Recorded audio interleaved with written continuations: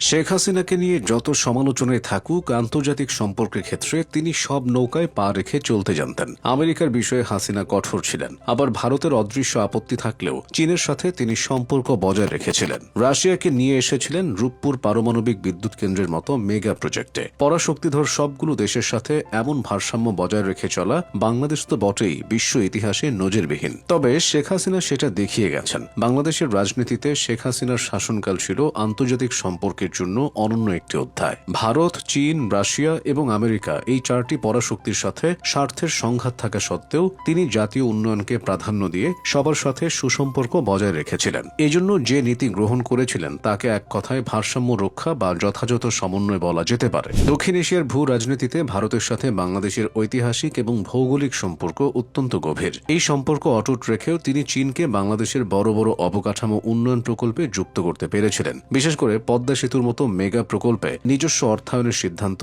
এবং চীনা প্রযুক্তি যুক্ত করার মাধ্যমে তিনি প্রমাণ করেছিলেন যে দিল্লির সাথে বন্ধুত্ব বজায় রেখেও বেইজিং এর সাথে অর্থনৈতিক অংশীদারত্ব গড়ে তোলা সম্ভব। এটি ছিল বাংলাদেশের বৈদেশিক নীতির এক অনন্য দৃষ্টান্ত। ভারতের সাথে চীন ও পাকিস্তানের দীর্ঘদিনের বৈরিতা এবং দ্বন্দ্ব থাকা সত্ত্বেও শেখ হাসিনা সেই উত্তাপের আঁচ বাংলাদেশে লাগতে দেননি। একদিকে ভারতের সাথে নিরাপত্তা ও ট্রানজিট নিয়ে কাজ করেছেন, অন্যদিকে চীনের বেল্ট অ্যান্ড রোড ইনিশিয়েটিভ প্রকল্পে যুক্ত হয়ে বড় অঙ্কের ঋণ ও কারিগরি সহায়তা নিশ্চিত করেছেন। এমনকি চিরপ্রতিদ্বন্দ্বী পাকিস্তানের তৎকালীন প্রধানমন্ত্রী ইমরান খানের সাথে ফোনালাপ বা যোগাযোগ বজায় রাখার মাধ্যমে তিনি নজির স্থাপন করেছিলেন। বাংলাদেশের পররাষ্ট্র নীতি মূলত সবার সাথে বন্ধুত্ব, কারো সাথে বৈরিতা নয়, এই মূল মন্ত্রের উপর প্রতিষ্ঠিত।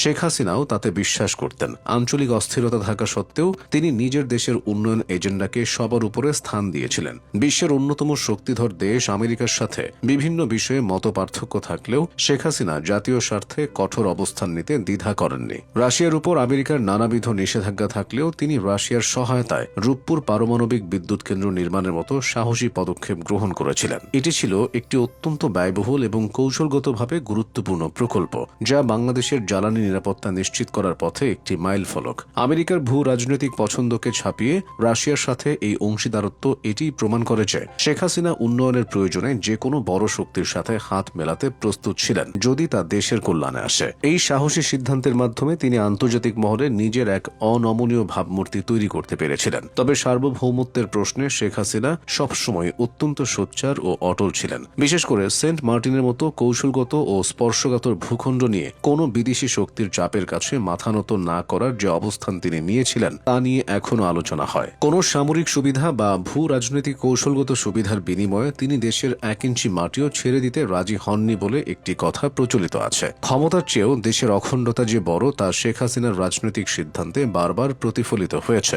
সেন্ট মার্টিন দ্বীপ নিয়ে বিভিন্ন সময়ে আন্তর্জাতিক মহলে যে গুঞ্জন বা কৌশলগত টানাপোড়েন তৈরি হয়েছিল, তিনি তা অত্যন্ত সাহসের সাথে মোকাবিলা করেছেন। অন্যান্য জাতীয় স্বার্থেও তিনি কোনো আপোষ করেননি বলে দাবি করা হয়। শেখ হাসিনার এই ভারসাম্য রক্ষার নীতি বাংলাদেশকে কিছুটা হলেও সুবিধা দিয়েছে, এটা অন্তত পরিষ্কার। একদলীয় নির্ভরতা কাটিয়ে তিনি বহুপাক্ষিক সম্পর্কের এক নতুন দিগন্ত উন্মোচন করেছিলেন। বড় দেশগুলোর পারস্পরিক তিক্ততাকে কাজে লাগিয়ে নিজের দেশের উন্নয়ন পরিকল্পনা বাস্তবায়ন করা ছিল এক বিশেষ ধরনের রাজনৈতিক দক্ষতা। তিনি সেই দক্ষতা দেখাতে পেরেছিলেন। তবে শেখ হাসিনার বিদায়ের পর এই ইস্যুতে বাংলাদেশের অবস্থান নড়বড়ে হয়েছে বলে বলা আছে। অর্থাৎ পরাশক্তিধর দেশগুলোর সাথে সম্পর্কে আগের মতো ভারসাম্য বজায় নেই, এটাও কারো কারো ধারণা।